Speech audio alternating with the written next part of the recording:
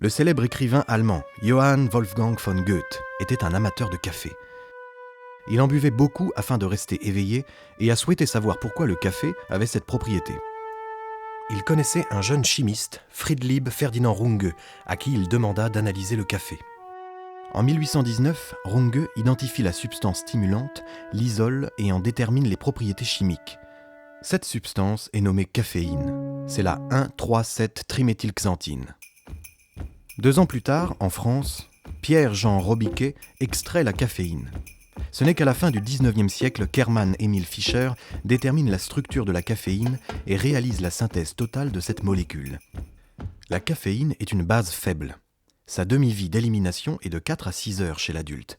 Elle entraîne une stimulation mentale pendant plusieurs heures, suivie parfois d'insomnie. Runge ne s'arrêta pas au café.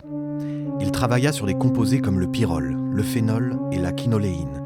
En 1834, il isola une substance qu'il appela kyanol ou cyanol et qu'Auguste Wilhelm von Hofmann nommera quelques années plus tard aniline. Ce produit aura une importance capitale pour le futur développement de la chimie organique et de l'industrie des colorants. Un siècle plus tard, en 1936, Karl Alois Schenzinger écrit une biographie sur Runge qui a pour titre Aniline et qui a été traduite en français.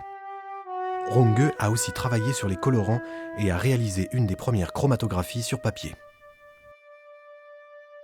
En le choisissant, Goethe ne s'était pas trompé.